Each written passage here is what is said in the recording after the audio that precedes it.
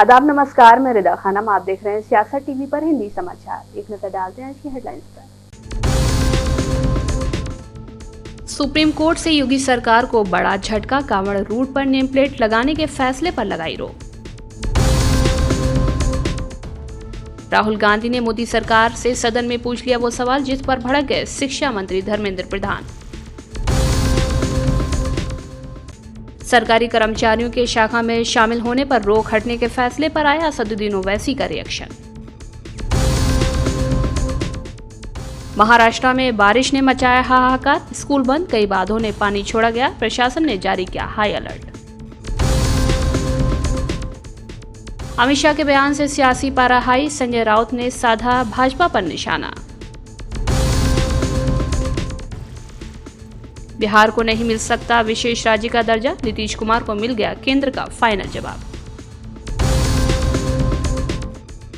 राष्ट्रपति चुनाव की रेस से बाहर हुए जो बाइडेन, तो कमला हैरिस पर उमड़ा हॉलीवुड का प्यार। अब समाचार विस्तार से। सुप्रीम कोर्ट ने आज योगी सरकार को बड़ा झटका दिया है। कोर्ट ने कांवड़ रूट पर दुकानदारों को नाम लिखने के आदेश के अमल पर रोक लगा दी है। कोर्ट ने कहा कि दुकानदार खाने का प्रकार लिखें, अपना नाम लिखना जरूरी नहीं। इससे पहले सुनवाई के दौरान याचिकाकर्ताओं के वकील ने आदेश का जिक्र कर कहा है कि पहले 2 राज्यों ने किया, अब 2 और राज्य ऐसा फैसला करने जा रहे हैं। नगर पालिका की जगह पुलिस कार्रवाई कर रही है, अल्पसंख्यक और दलितों को अलग थलग किया जा रहा है। वकील ने सबसे पहले मुजफ्फरनगर पुलिस का आदेश पढ़ा। इस पर जस्टिस ऋषिकेश राय ने पूछा कि यह आदेश है या प्रेस रिलीज। वकील ने कहा, मैं प्रेस रिलीज से पढ़ रहा हूँ। इसमें लिखा है कि अतीत में कांवड़ यात्रियों को गलत चीजें खिला दी गई, इसलिए विक्रेता का नाम लिखना अनिवार्य किया जा रहा है। आप शाकाहारी हैं, शुद्ध शाकाहारी हैं, जैन आहार लिख सकते हैं, लेकिन विक्रेता का नाम लिखना क्यों जरूरी है? इस पर जज ने कहा है कि इसमें तो स्वैच्छिक लिखा है। इस पर दूसरी याचिकाकर्ता महुआ मोइत्रा के वकील अभिषेक मनु सिंघवी ने कहा है कि ये स्वैच्छिक नहीं, अनिवार्य है। वकील सीओ सिंह ने कहा है पुलिस को ऐसा करने का कोई कानूनी अधिकार नहीं है। हरिद्वार पुलिस का आदेश देखिए, कठोर कार्रवाई की बात कही गई है। ये हजारों किलोमीटर का रास्ता है, लोगों की आजीविका प्रभावित की जा रही है। जस्टिस भट्टी ने कहा है केरल के एक शहर में 2 प्रसिद्ध शाकाहारी रेस्टोरेंट हैं, एक हिंदू का है और एक मुसलमान का। मैं व्यक्तिगत रूप से मुस्लिम के रेस्टोरेंट में जाना पसंद करता था क्योंकि वहां सफाई ज्यादा नजर आती थी। इस पर सिंघवी ने कहा है कि खाद्य सुरक्षा कानून भी सिर्फ शाकाहारी, मांसाहारी और कैलोरी लिखने की बात कहता है, निर्माता कंपनी के मालिक का नाम लिखने की नहीं। सिंघवी ने कहा है कि 6 अगस्त को कांवड़ यात्रा खत्म हो जाएगी, इसलिए इन आदेशों का एक भी दिन जारी रहना गलत है। सरकार की ये नाकामी है कि बारिश से भी नहीं बचा पा रही, सोचिए। और मैं जिस समय मुझे जानकारी मिली थी कि इस तरह का सरकार का आचरण है, उसी समय मैंने कहा था कि सुप्रीम कोर्ट स्वयं इस बात को संज्ञान में ले और ऐसे कार्रवाई को रोके।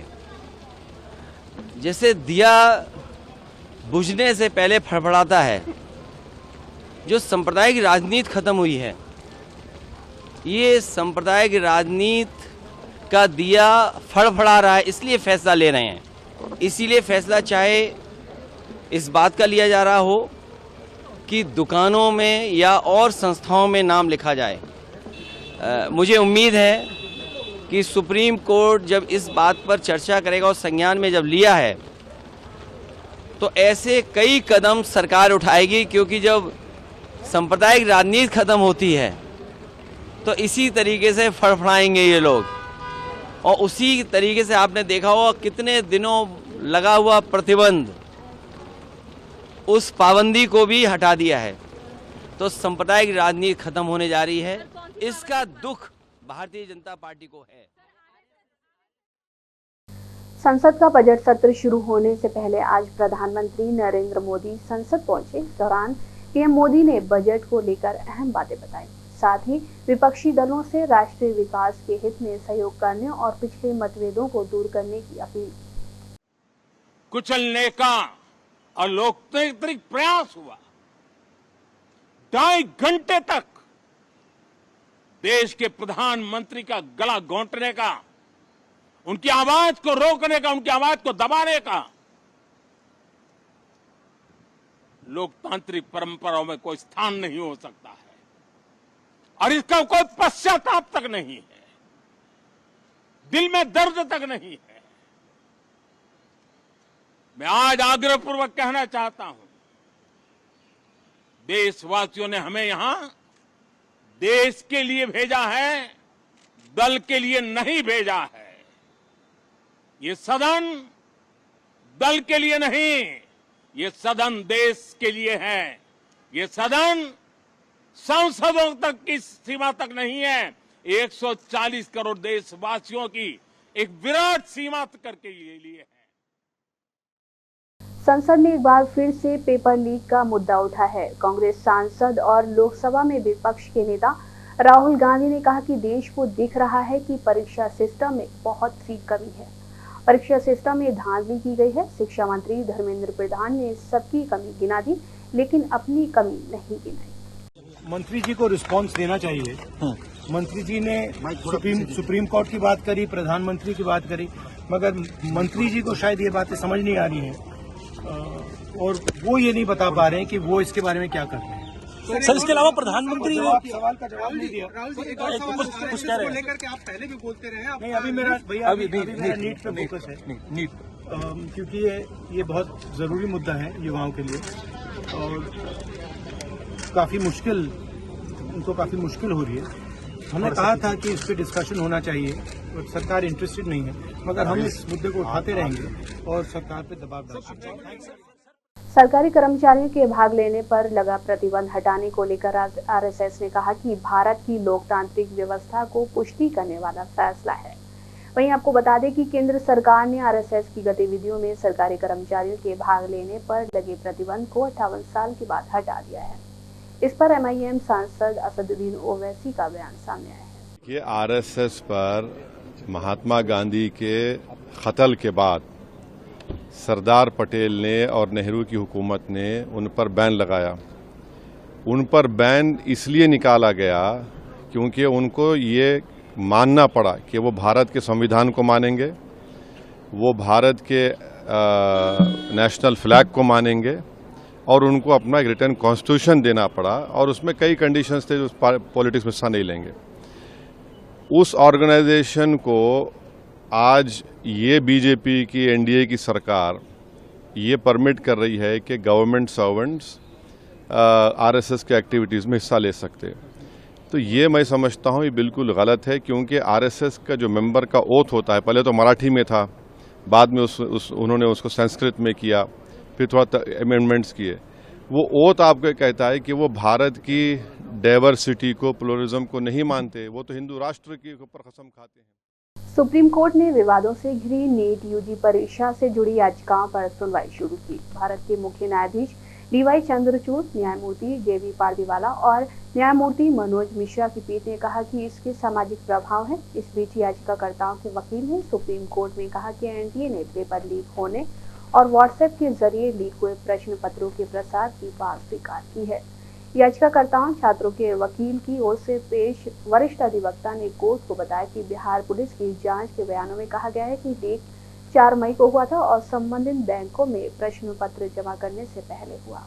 सुप्रीम कोर्ट के आदेश के बाद एनटीए ने डाटा, सारा एग्जाम का रिजल्ट का डाटा को रिलीज करा, पर उस डाटा रिलीज में भी जो है वो एनटीए ने थोड़ा सा खेल कर दिया है और बच्चों का नाम के बजाय रोल नंबर तक को भी छुपा लिया और साथ साथ रोल नंबर्स के साथ जो उन्होंने सीरियल नंबर्स और सीक्वेंसिंग दी है उसको भी जम्बल अप कर दिया है, जिससे हम एक सेंटर में कितने बच्चे बैठे हैं उसको नहीं देख पाते।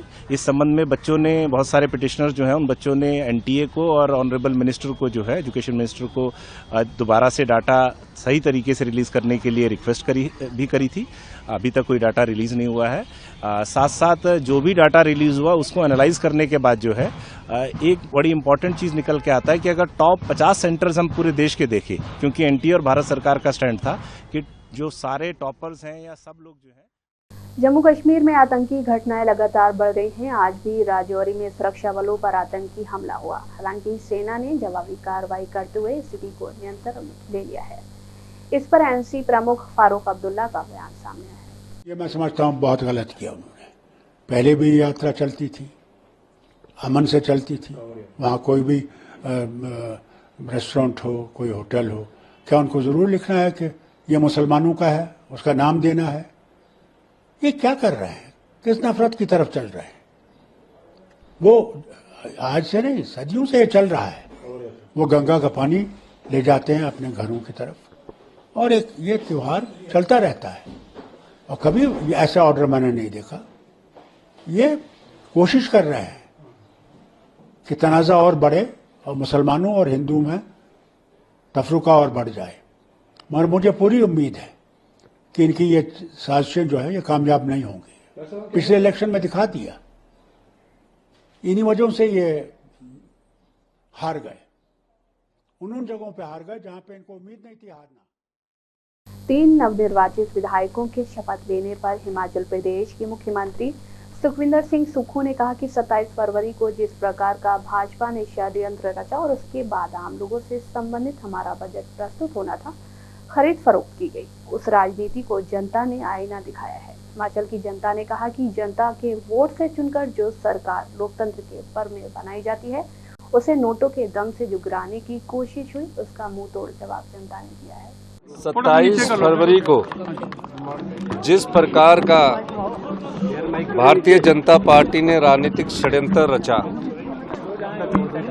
और उसके बाद आम लोगों से संबंधित हमारा बजट प्रस्तुत होना था और जिस प्रकार ये खरीदो फरोख्त हुई है, उस राजनीति को हिमाचल की जनता ने आईना दिखाया। हिमाचल की जनता ने कहा कि लोकतंत्र और जनता के वोट से चुनकर जो सरकार लोकतंत्र के इस पर्व में बनाई जाती है, उस सरकार को नोटों के दम से जो गिराने की कोशिश की, उसका मुंह तोड़ जवाब जनता ने दिया। हम 40 विधायक 2022 में चुनकर आए, आज खुशी है कि हम फिर से 40 हो गए हैं, लेकिन 4 महीने जो भारतीय जनता पार्टी ने प्रदेश के विकास में और जिस प्रकार की राजनीति। पश्चिम बंगाल की मुख्यमंत्री ममता बनर्जी बांग्लादेशी शरणार्थियों के समर्थन वाले बयान पर घिर गई हैं। भाजपा ने ममता पर हमला बोला है। भाजपा सांसद रविशंकर प्रसाद ने ममता के बयान पर सख्त ऐतराज जताया और कहा कि ममता बनर्जी की हिपोक्रेसी उजागर हो गई है कि हम किसी भी हिंदू, सिख, पारसी या क्रिश्चियन शरणार्थी को जो हिंसा से पीड़ित होकर बंगाल में आएंगे, उनको घुसने नहीं देंगी। ममता जी ने सीएए का हमेशा विरोध किया है, जबकि सीएए का कोई संबंध भारत के नागरिकों से बिल्कुल नहीं था, क्या हिंदू क्या मुस्लिम। तो एक तरफ जो अल्पसंख्यक हिंदू या क्रिश्चियन या सिख या पारसी, चाहे बांग्लादेश हो या पाकिस्तान हो, अफगानिस्तान हो, वहां अपने आस्था के कारण विक्टिमाइज होते हैं, पीड़ित होते हैं, उनको स्थान नहीं देंगी। और आज कह रही हैं कि जो भी आएगा उनको हम बसाएंगे। इसका मतलब क्या है? महाराष्ट्र के कई जिलों में मूसलाधार बारिश हुई, जिसके चलते कई बांधों के गेट खोल दिए गए और नदियों में बाढ़ की स्थिति उत्पन्न हो गई। आज भारी बारिश की संभावना की वजह से कुछ जिलों में स्कूलों में छुट्टी घोषित कर दी गई है। रायगढ़, चंद्रपुर, भंडारा, नागपुर और गढ़चिरली के स्कूल बंद रहेंगे। इसके अलावा कोल्हापुर जिले में भी स्कूल न खोलने के निर्देश दिए हैं।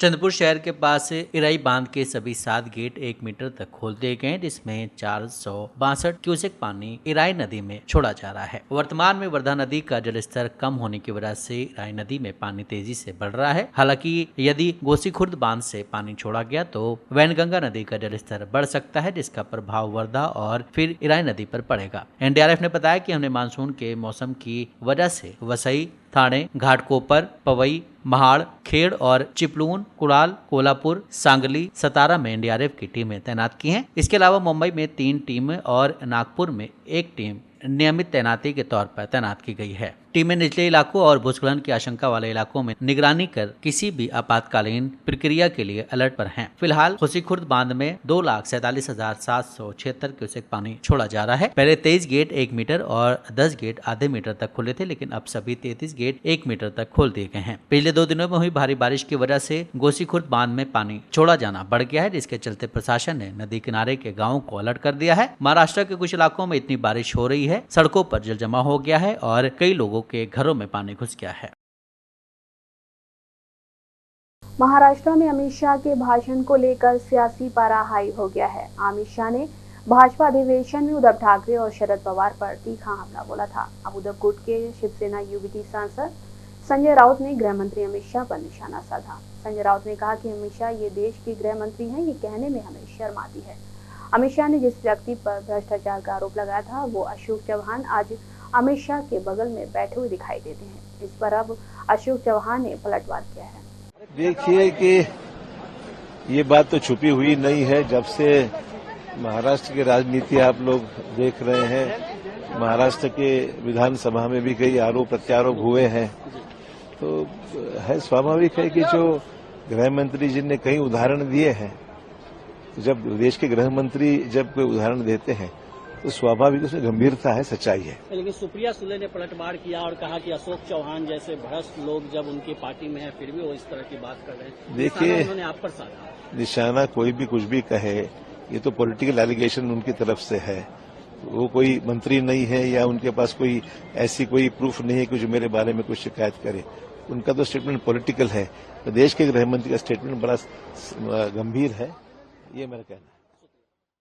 शंभू बॉर्डर बंद होने की वजह से परेशान अंबाला के छोटे बड़े व्यापारियों, रेहड़ी फलों वालों और अन्य गरीब लोगों की आवाज को सुप्रीम कोर्ट में आज वकील ने उठाया। उन्होंने कहा कि शंभू बॉर्डर जो किसान आंदोलन को लेकर पिछले 5 महीने से बंद था, उसे हाई कोर्ट ने 10 जुलाई को खोलने के आदेश दे दिए थे, लेकिन उस बॉर्डर को हरियाणा सरकार ने सुप्रीम कोर्ट में चैलेंज कर दिया। बहुत ही दुर्भाग्यपूर्ण काम हरियाणा सरकार ने किया है और उस ऑर्डर को हरियाणा गवर्नमेंट ने सुप्रीम कोर्ट में चैलेंज कर दिया। जो बेहद दुर्भाग्यपूर्ण कार्य हरियाणा सरकार ने किया है। पिछले 5 महीने से जो कारोबार था अंबाला का, आम आदमी था, छोटे बड़े व्यापारी थे, रेडी फड़ी वाले थे, सबका व्यापार चौपट हो चुका है। और अब सरकार ने इसी आदेश को 10 जुलाई का जो देश था, जो जनहित का आदेश था सारे अंबाला के लिए, पंजाब, हरियाणा, चंडीगढ़ के लिए और दिल्ली से जम्मू कश्मीर तक के व्यापारियों के लिए, ये जनहित का फैसला था जिसे सरकार ने चैलेंज कर दिया और दुहाई दी गई कि लॉ एंड ऑर्डर प्रॉब्लम आएगी अगर बॉर्डर को ना खोला गया। तो मैं ये पूछना चाहता हूं हरियाणा सरकार से कि कब तक लॉ एंड ऑर्डर की स्थिति मेंटेन नहीं होगी हरियाणा में, तो ये कब तक ये बंद रहेगा बॉर्डर? आज सरकार सुप्रीम कोर्ट में बताए। आज सुप्रीम कोर्ट में इस बारे में हम बहस करेंगे। यूपी की दुकानों में नेम प्लेट को लेकर योगी सरकार के फैसले के खिलाफ आप नेता संजय सिंह ने संसद में चर्चा की मांग की है। राज्यसभा सांसद संजय सिंह ने कहा कि राज्यसभा में यूपी सरकार गैर संवैधानिक आदेश के खिलाफ नियम 267 के तहत चर्चा की मांग की। उन्होंने कहा कि ये देश नहीं बढ़ने दूंगा, भेदभाव नहीं फैलने दूंगा। 267 का नोटिस इसलिए दिया है कि उत्तर प्रदेश सरकार का फैसला, उनका आदेश गैर संवैधानिक है, भारत की मूल आत्मा के खिलाफ है, हमारे देश की संस्कृति और सभ्यता के खिलाफ है। आप जाति के नाम पे, धर्म के नाम पे भेदभाव नहीं कर सकते किसी के साथ। और जब से भारतीय जनता पार्टी उत्तर प्रदेश का चुनाव हारी है, ये डबल इंजन की सरकार, मोदी योगी की सरकार टारगेट करके दलितों, पिछड़ों, आदिवासियों और अल्पसंख्यकों को। आप सांसद संदीप पाठक ने आज मोदी सरकार को घेरते हुए बड़ा बयान दिया है। उन्होंने कहा कि बेरोजगारी, महंगाई जैसे मुद्दे हैं, पीएम मोदी सभी संस्थाओं को बर्बाद कर रहे हैं। इन गंदी राजनीति को छोड़कर काम पर ध्यान देना चाहिए। अगर युवाओं को नौकरी नहीं मिल रही है, देश प्रगति नहीं करेगा। जो इतना कुछ कर सकते हैं उनके लिए ये संघ में उनको अलाउ करना उनके लिए बड़ी छोटी बात है। आप सोचो, देश त्राही हुआ पड़ा है। आप देश का आप टोटल जो ग्रोथ था, कोई भी देश विकास तब करता है जब उसकी संस्थाएं विकसित होती है। एक एक करके प्रधानमंत्री जी सारी संस्थाओं को खत्म कर रहे हैं। संस्थाओं को आप प्रधानमंत्री जी खत्म कर दोगे तो देश आगे बढ़ेगा कैसे? मेरा ये मानना है कि ये सारी गंदी राजनीति छोड़कर आपको सीरियसली बैठना चाहिए और एक बार फिर आप प्रधानमंत्री बने तो इस मौके का सदुपयोग करिए और काम पे फोकस करिए, काम करिए। लोकसभा में आज नीट पेपर लीक मामले पर जमकर घमासान हुआ। विपक्षी दलों ने इस मुद्दे पर केंद्र को जमकर घेरा और कई सवाल पूछे। समाजवादी पार्टी के राष्ट्रीय अध्यक्ष और पूर्व मुख्यमंत्री अखिलेश यादव ने भी इस दौरान केंद्र पर कई आरोप लगाए। अखिलेश यादव ने कहा कि सरकारी सीटें 30,000 हैं और हर सेंटर पर 2 से 2,500 बच्चे पास हुए। जब तक ये मंत्री जी रहेंगे तो बच्चों को न्याय नहीं मिलेगा। उनके इन आरोपों पर शिक्षा मंत्री धर्मेंद्र प्रधान ने पलटवार किया। लगातार अखबार और सीबीआई की जांच के बाद चीजें सामने आ रही हैं, लोग पकड़े जा रहे हैं, जेल भेजे जा रहे हैं। मैं अध्यक्ष महोदय आपके माध्यम से पूछना चाहता हूं मंत्री जी से, क्या सेंटर वाइज जिन बच्चों को सबसे ज़्यादा नंबर मिले हैं, क्या उसकी सूची जारी करेंगे?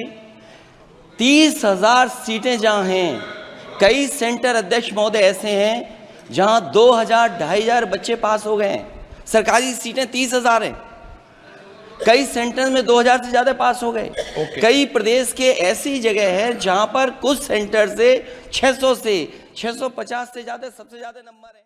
लखीमपुर खीरी में हिंसा के मामले में जेल में बंद पूर्व केंद्रीय मंत्री अजय मिश्रा टेनी के बेटे आशीष मिश्रा को जमानत दे दी गई है। हालांकि सुप्रीम कोर्ट ने ट्रायल कोर्ट को लखीमपुर खीरी हिंसा मामले में सुनवाई तेज करने और टाइम फिक्स तय करने का निर्देश दिया है। लखीमपुर खीरी के तिकोनिया में अक्टूबर 2021 में उस समय हिंसा भड़क गई थी जब किसान यूपी के उप मुख्यमंत्री केशव प्रसाद मौर्य के दौरे का विरोध कर रहे थे। इस हिंसा में 8 लोगों की मौत हो गई थी। यूपी पुलिस की एफआईआर के मुताबिक 4 किसानों को एक एसयूवी ने कुचल दिया था, जिसमें आशीष मिश्रा बैठा था। इससे पहले पिछले साल 25 जनवरी को सुप्रीम कोर्ट ने आशीष मिश्रा को अंतरिम बेल दी थी। आशीष को 3 कृषि सुधार कानूनों के खिलाफ किसानों के विरोध प्रदर्शन के दौरान हिंसा भड़काने और 6 दिन बाद 9 अक्टूबर को गिरफ्तार किया गया था। यूपी पुलिस की एफआईआर के मुताबिक 4 किसानों को एक एसयूवी ने कुचल दिया, जिसमें आशीष मिश्रा बैठा था। इसके बाद एसयूवी चला रहे व्यक्ति और 2 भाजपा कार्यकर्ताओं के कथित तौर पर गुस्साए किसानों ने पीट कर हत्या कर दी थी। एफआईआर में कहा गया है कि हिंसा में एक पत्रकार की भी मौत हो गई थी। सुप्रीम कोर्ट ने पिछले साल जनवरी में मिश्रा को अंतरिम जमानत देते हुए कई शर्तें लगाई थी। अदालत ने फैसला सुनाया था कि आशीष मिश्रा को अपनी रिहाई के लिए 1 हफ्ते के भीतर उत्तर प्रदेश छोड़ना होगा। वो यूपी या दिल्ली एनसीआर में नहीं रह सकते। यूपी और उत्तराखंड में कांवड़ मार्ग पर खाने पीने की दुकानों पर नेम प्लेट पर यूपी के मंत्री ओम प्रकाश राजभर का बयान सामने आया है। उन्होंने कहा कि ये 2006 में यूपीए सरकार द्वारा बनाया गया कानून था। भाजपा और एनडीए सरकार कोई नया कानून नहीं लेकर आई है। हम वो काम कर रहे हैं जो वो नहीं कर पाए। हम सिर्फ उनके बनाए इस कानून को लागू कर रहे हैं। ये कोई नया कानून भारतीय जनता पार्टी या एनडीए सरकार नहीं लेके आई है, उन्हीं के द्वारा बनाया गया कानून है, उसका पालन हो रहा है। जब वो नहीं कर पाए, चाहे वो महिला आरक्षण का मामला हो, वो नहीं कर पाए तो एनडीए सरकार मोदी जी के नेतृत्व में 33% महिलाओं को आरक्षण दिया गया। कांग्रेस सपा बसपा की सरकारों में अनाज गोदामों में सड़ रहे थे, आप लोग टीवी पर दिखा रहे थे। आज एनडीए की सरकार मोदी जी योगी जी के राज में 80 करोड़ लोगों के दरवाजे तक वो अनाज पहुंचाया जा रहा है। अनाज कहीं सड़ नहीं रहा है। वो जो काम नहीं कर पाए उस काम को हम लोग कर रहे हैं। किसानों को किसान सम्मान निधि दिया जा रहा है। जो गरीब हैं उनको आवास उनको बनवाया जा रहा है। दवाई के लिए आयुष्मान कार्ड 5 लाख रुपए इलाज के लिए दिए जा रहे हैं। तो योजनाएं बना करके जनता को उसका लाभ दिया जा रहा है। आज हम लोग कांग्रेस सपा बसपा तमाम पार्टियों की सरकारें देश और प्रदेश में। बहुजन समाज पार्टी के अध्यक्ष मायावती के भतीजे और नेशनल कोऑर्डिनेटर आकाश आनंद अब बसपा को नए सिरे से मजबूत करने की तैयारी कर रहे हैं। जल्द ही आकाश देश के तमाम राज्यों की यात्रा करेंगे और पार्टी के संगठन को मजबूत बनाने का काम करेंगे। अगस्त महीने के पहले हफ्ते में उनका दौरा शुरू होने जा रहा है।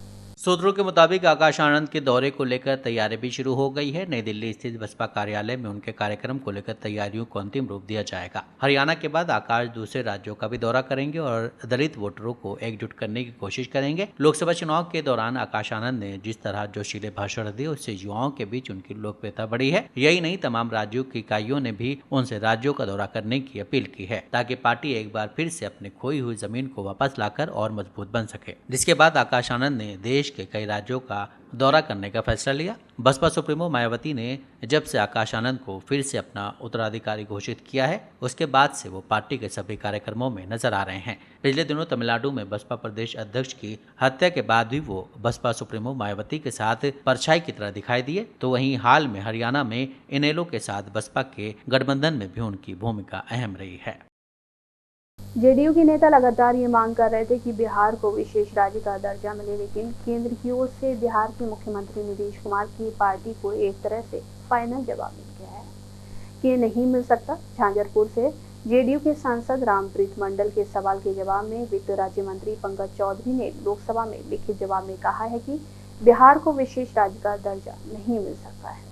एनसीपी की ओर से बीते साल में कुछ राज्यों को विशेष दर्जा मिला था। जिन राज्यों को मिला वो कई मानकों पर फिट बैठ रहे थे। रामप्रीत मंडल को दिए गए जवाब में पत्र के माध्यम से इसके बारे में बताया गया है। उधर विशेष दर्जा दिए जाने की मांग पर डिप्टी सीएम सह वित्त मंत्री सम्राट चौधरी ने बड़ा बयान दिया है। उन्होंने कहा है कि बिहार को आर्थिक सहयोग की जरूरत है। हम लोगों ने प्रधानमंत्री और केंद्रीय वित्त मंत्री से आग्रह किया है कि बिहार को विशेष आर्थिक मदद की जरूरत है। प्रधानमंत्री और केंद्रीय वित्त मंत्री इस पर निर्णय लेंगे। सम्राट चौधरी ने कहा है कि मुख्यमंत्री का भी लगातार आग्रह रहा है कि हमको बिहार में अतिरिक्त मदद की जरूरत है। स्पेशल स्टेटस के सवाल को सम्राट चौधरी टाल गए। उन्होंने कहा कि एनडीए के नेतृत्व वाली केंद्र की सरकार ने बिहार को लगातार विशेष मदद देने का काम किया है, चाहे वो अटल जी की सरकार रही हो या प्रधानमंत्री नरेंद्र मोदी की सरकार रही हो।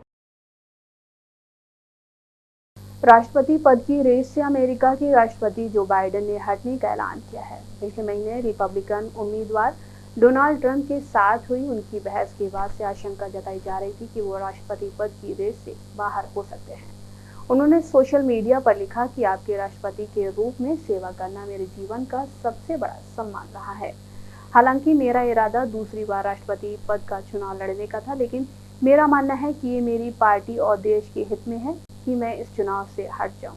बाइडेन ने कहा है, मैं शेष कार्यकाल में अपने कर्तव्यों को पूरा करने पर ध्यान केंद्रित करना चाहता हूं। बाइडेन ने उपराष्ट्रपति कमला हैरिस को उनकी जगह डेमोक्रेटिक पार्टी की ओर से उम्मीदवार नामांकित करने का समर्थन किया, जिस पर अब हॉलीवुड स्टार्स के रिएक्शन सामने आ रहे हैं। अमेरिकी रैपर, गायक और गीतकार मोंटेरो लेमरहिल उर्फ लिल नेस सोशल मीडिया पर लिखा है कि वाह, ये वास्तव में बहुत बढ़िया है। ये राजनेता पर किया गया एक गंभीर प्रहार था, जिनकी सार्वजनिक गलतियों की उच्च जांच की जा रही थी, जिससे उनके स्वास्थ्य पर चिंताएं बढ़ गई थी। स्टार वॉर्स मूवी के स्टार मार्क हैरिस ने लिखा है कि राष्ट्रपति के रूप में जो बाइडेन का कार्यकाल शानदार रहा। उन्होंने 4 साल के झूठ, अपराध, घोटाले और अराजकता के बाद ऑफिस में ईमानदारी, गरिमा और सत्यनिष्ठा बहाल की। राष्ट्रपति बाइडेन ने डेमोक्रेटिक राष्ट्रपति पद के उम्मीदवार के लिए अपने वर्तमान उपराष्ट्रपति कमला हैरिस का समर्थन करने का फैसला किया। इस पर गायक एरिना ग्रांडे ने तुरंत अपने इंस्टाग्राम पर वोट के लिए पंजीकरण करने के लिंक के साथ हैरिस का समर्थन करते हुए बाइडेन की तस्वीर शेयर की।